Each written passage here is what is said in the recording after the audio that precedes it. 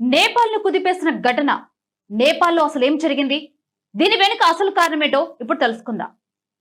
నేపాల్లో రాజకీయ సంక్షోభం తలెత్తింది. నిరసనకారుల ఆందోళనలు తారాస్థాయికి చేరుకున్నాయి. యువత ఏకంగా ప్రధాని అధికారికి నివాసాన్ని తగలబెట్టారంటేనే అర్థం చేసుకోవచ్చు. శాంతి భద్రతలు ఎంత క్షీణించాయని కేపీ శర్మ ఓలీ ప్రధానమంత్రికి పదవికి రాజీనామా చేయగా, తాజాగా దేశ అధ్యక్షుడు రామ్ చంద్ర పౌడెల్ తన పదవికి రాజీనామా చేశారు. మరి మంత్రుల ఇళ్లకు నిప్పు పెట్టడం, పోలీసుతో ఘర్షణలకు దిగడం వంటి హింసాత్మక ఘటనలు గత 2 రోజులుగా చోటు చేసుకున్నాయి.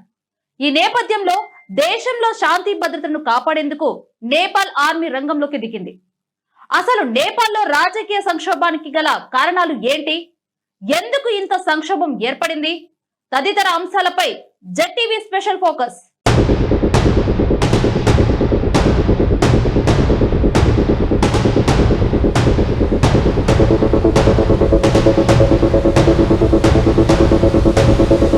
నిరసనకారుల ఆందోళనలు తారస్థాయికి చేరుకున్నాయి. మరి యువత ఏకంగా ప్రధాని అధికారికి నివాసాన్ని తగలబెట్టారంటేనే అర్థం చేసుకోవచ్చు.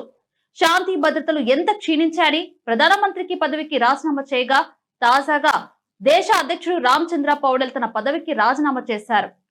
మంత్రుల ఇళ్లకు నిప్పు పెట్టడం, పోలీసుతో ఘర్షణకు దిగడం వంటి హింసాత్మక ఘటనలు గత 2 రోజులుగా చోటు చేసుకున్నాయి. ఈ నేపథ్యంలో దేశంలో శాంతి భద్రతలను కాపాడేందుకు నేపాల్ ఆర్మీ రంగంలోకి దిగింది.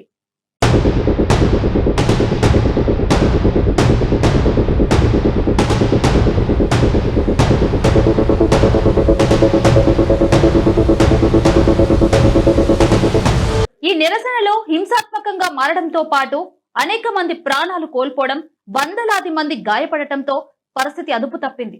సోమవారం జరిగిన అల్లర్లలో 20 మందికి పైగా మరణించారని, వందలాది మంది గాయపడ్డారని నివేదికలు తెలుపుతున్నాయి. ఆందోళనకారులు ప్రధాని అధికారిక నివాసానికి నిప్పు పెట్టగా, నేపాలీ కాంగ్రెస్ అధినేత షేర్ బహదూర్ దేవోబా ఇంటిపై దాడి చేసి ధ్వంసం చేశారు. పరిస్థితిని అదుపులోకి తెచ్చేందుకు సైన్యం రంగంలోకి దిగినట్లు తెలుస్తుంది.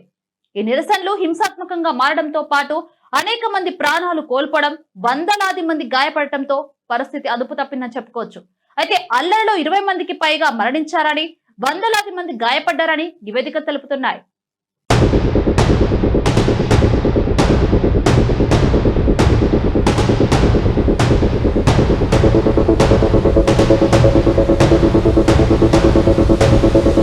నేపాల్లో ఉద్రిక్తత పరిస్థితులు నెలకొన్న నేపథ్యంలో ఇదే అదునుగా భావించిన ఖైదీలు జైలు నుంచి పారిపోవాలని నిర్ణయించుకున్నారు.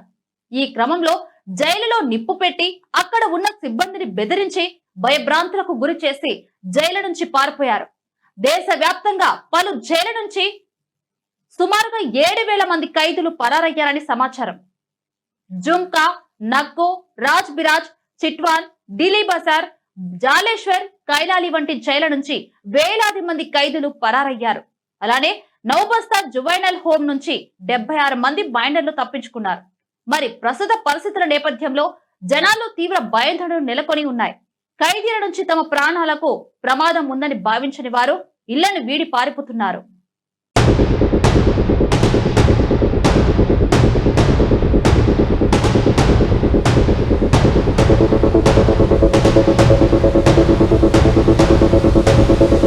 నేపాల్ రాచరిక పాలనకు సుదీర్ఘ చరిత్ర ఉంది. 1769 నుంచి 2008 వరకు, అంటే దాదాపు 240 ఏళ్ల పాటు షా రాజవంశీయులు నేపాల్ ను ఏకదాటిగా పరిశీలించారు. రాజు సర్వోన్నత అధికారిగా ఉంటూనే పార్లమెంటరీ ప్రజాస్వామ్యం ఏర్పడాలని 1990లో ప్రజలు ఉద్యమించారు. మరి దానికి నాటి రాజు బీరేంద్ర అంగీకరించారు. అయితే 2001లో జరిగిన ఓ సంఘటన నేపాల్లో రాచరిక అంతానికి కారణమైంది. బీరేంద్ర కుమారుడు దీపేంద్ర తన తండ్రి, తల్లితో పాటు సోదరులు, సోదరిమణులను అందరినీ చంపేశాడు. అనంతరం తాను ఆత్మహత్య చేసుకున్నాడు. అయితే ఈ సంఘటన తర్వాత బీరేంద్ర సోదరుడు జ్ఞానేంద్ర షా రాజుగా సింహాసనాన్ని అధిష్ఠించారు. అనంతరం 2005లో జ్ఞానేంద్ర నిరంకుశంగా పార్లమెంటును రద్దు చేసి అధికారం చేజిక్కించుకున్నాడు. దీన్ని నేపాలీలు వ్యతిరేకించారు. దీంతో మళ్లీ 2006లో ప్రజాస్వామ్యాన్ని పునరుద్ధరించారు. కానీ ఆందోళనలు ఆగలేదు. ఈ క్రమంలో 2008లో రాచరికం పూర్తిగా రద్దయి లౌకిక గణతంత్ర రాజ్యంగా నేపాల్ అవతరించింది. మరి నేపాల్ రాచరిక పాలనకు సుదీర్ఘ చరిత్ర ఉంది. 1769 నుంచి 2008 వరకు అంటే దాదాపు 240 ఏళ్ల పాటు షా రాజవంశీయులు నేపాల్ ను ఏకతాటిగా పరిపాలించారు. రాజు సర్వోన్నత అధికారిగా ఉంటూనే పార్లమెంటరీ ప్రజాస్వామ్యం ఏర్పడాలని 1990లో ప్రజలు ఉద్యమించారు. మరి దానికి నాటి రాజు బీరేంద్ర అంగీకరించారు. అయితే 2001లో జరిగిన ఓ సంఘటన నేపాల్ లో రాచరిక అంతానికి కారణమైంది. బీరేంద్ర కుమారుడు దీపేంద్ర తన తండ్రి, తల్లితో పాటు సోదరులు, సోదరిమణులను అందరినీ చంపేశాడు. అనంతరం తాను ఆత్మహత్య చేసుకున్నాడు. ఈ సంఘటన తర్వాత బీరేంద్ర సోదరుడు జ్ఞానేంద్ర షా రాజుగా సింహాసనాన్ని అధిష్ఠించారు. అనంతరం 2005లో జ్ఞానేంద్ర నిరంకుశంగా పార్లమెంటు రద్దు చేసి అధికారం చేజిక్కించుకున్నాడు. దీన్ని నేపాలీలు వ్యతిరేకించారు. దీంతో మళ్లీ 2006లో ప్రజాస్వామ్యాన్ని పునరుద్ధరించారు. కానీ ఆందోళనలు ఆగలేదు. ఈ క్రమంలో 2008లో రాచరికం పూర్తిగా రద్దయి లౌకిక గణతంత్ర రాజ్యంగా నేపాల్ అవతరించింది.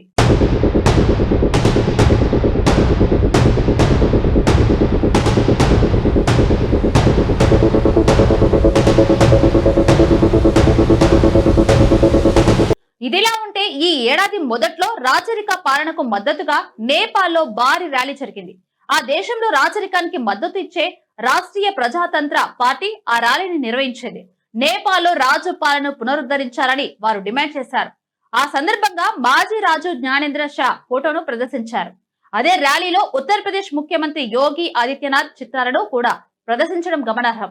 మరి మాజీ రాజు జ్ఞానేంద్ర షాతో యోగికి మంచి సంబంధాలే ఉన్నాయి. అయితే ఇతర దేశ నాయకుల చిత్రాలను ప్రదర్శించినందుకు అప్పట్లో విమర్శలు కూడా వచ్చాయి.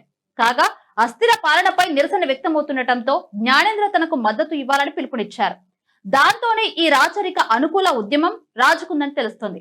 రాజుల కాలంలో సుస్థిరతతో పాటు దేశం స్వయం సమృద్ధిగా ఉండేదని నిరసనకారులు అంటున్నారు.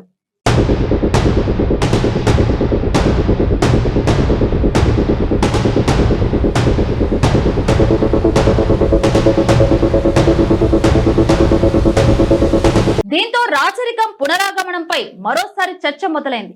ఈ తరుణంలోనే ఆర్మీ చీఫ్ వెనుక ఆ చిత్రం ప్రజల్లో ఆసక్తి రేకెత్తిస్తుంది. ఇది రాచరికానికి సంకేతమా? త్వరలో నేపాల్ కు హిందూ రాజుల పాలన తిరిగి రాబోతుందా అని అభిప్రాయం వ్యక్తమవుతుంది. అయితే ఇక్కడ విషయాన్ని గమనించాలని రాజకీయ విశ్లేషకులు చెప్తూ ఉన్నారు. చివరకు నేపాల్లో ఏం జరుగుతుందో అర్థం కాని పరిస్థితి నెలకొంది. మరి ఏం జరుగుతుందో తెలియాలంటే కొన్ని రోజులు వేచి చూడాల్సిందే.